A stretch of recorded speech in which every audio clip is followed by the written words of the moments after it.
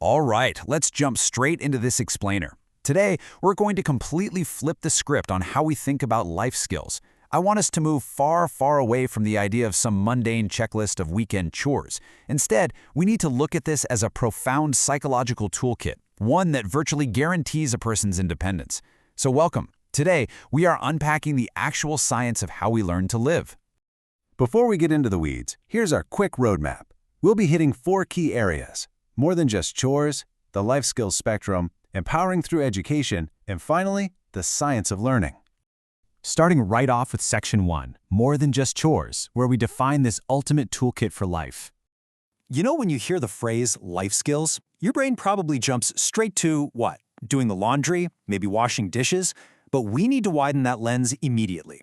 This encompasses so much more than just physical tasks. We're talking about the whole shebang here: emotional regulation, deep self-awareness, solving everyday problems, adapting to sudden changes, and maintaining healthy relationships. It's the complete, comprehensive package of competencies you absolutely need to handle the unpredictable demands of daily life. Moving right along into Section 2, the life skills spectrum, where we start categorizing what independence actually looks like. To really wrap our heads around this, it helps to break it down into 3 broad dimensions. First up, you've got personal skills. These are what let an individual manage themselves.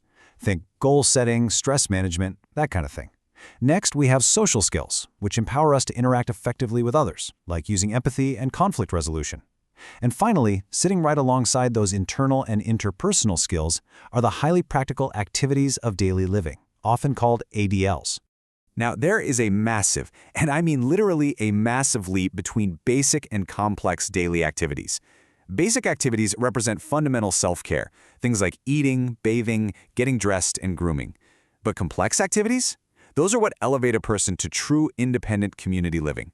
This is where you see skills like managing money, navigating public transit, or meticulously tracking medication schedules. These complex tasks require a much, much higher level of cognitive organization. And wrapping around all of these daily routines are communication and safety skills. Think about it. You simply can't navigate the world independently if you can't tell people what you need or keep yourself out of harm's way. This means learning how to express problems, sometimes using augmentative and alternative communication, or AAC, for folks with complex communication needs. It also means rigid safety awareness. A huge part of this is being able to spot danger. It's about knowing the critical difference between a lost stranger asking for directions and a genuinely threatening situation where you need to get help immediately. Which brings us to Section 3, empowering through education, and the real stakes of special education. So why does all this matter so incredibly much? Well, for individuals with disabilities, mastering these skills isn't just about scoring an A on a math test. It's an absolute game changer for breaking down lifelong barriers to achieve true functional independence. The ultimate finish line of special education goes way beyond reading and writing. The real goal is social inclusion, sustainable employability, unwavering safety, and at the end of the day, a significantly higher quality of life. Right. So we know what the skills are, and we know the stakes are sky high. But that leaves a huge question. How exactly do educators take these giant, complex concepts and actually teach them to someone? Let's find out in our final section, the science of learning, exploring the 3 psychological blueprints. Okay, let's open up the brain's actual instruction manuals for learning new skills. First up is behavioral theory. Thanks to pioneers like B.F. Skinner, the core idea here is super straightforward. Learning is basically changing observable behavior through stimuli, responses, and consequences. Put simply, if a behavior is followed by a positive consequence or a reward, you're way more likely to do it again. If it isn't rewarded, the behavior eventually stops. This approach relies on highly structured, repeated teaching experiences.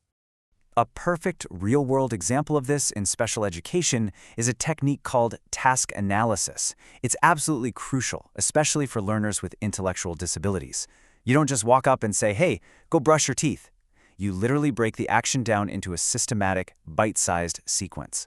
First, you pick up the brush. Then, you apply the paste.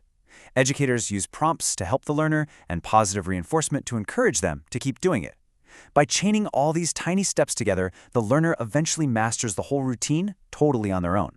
Next in our toolkit is social learning theory, which was Albert Bandura's brainchild. This adds such a fascinating twist. It argues that, hey, we don't just learn by doing things hands-on and getting a reward. We actually learn a massive amount just by watching other people and purposefully imitating what they do out in the real world. Picture a student just watching their teacher navigate a busy subway system or warmly greet a local shopkeeper. The learner observes the model, remembers exactly what they did, and then tries to copy it.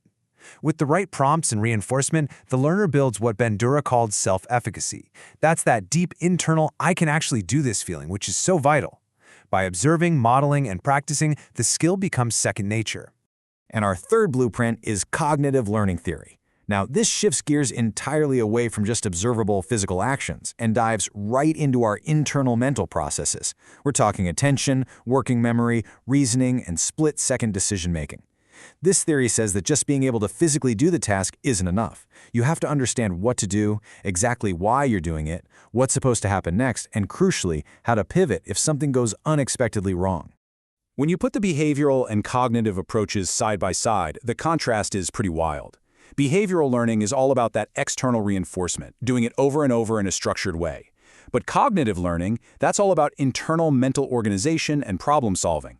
If a student can ride the bus because they've physically practiced the route 100 times, that's great. But cognitive theory asks the tougher question. What happens if the bus is 20 minutes late? Or what if it's completely the wrong bus? The learner needs cognitive flexibility to handle those real-life curveballs. For instance, for learners who might find working memory or complex planning a bit tricky, external cognitive strategies are literal lifesavers. Things like mnemonics, graphic organizers, and visual schedules step in when a person's internal memory might falter. By physically checking off waking up, brushing teeth, eating, and packing a bag on a tangible morning checklist, the learner relies on an external aid to keep their internal sequencing on track. It's a simple cognitive bridge, but it drastically boosts their daily independence. To wrap up this explainer, I want to leave you with something to chew on. We completely take our own effortless daily functioning for granted, right? We just assume independence is this default human setting.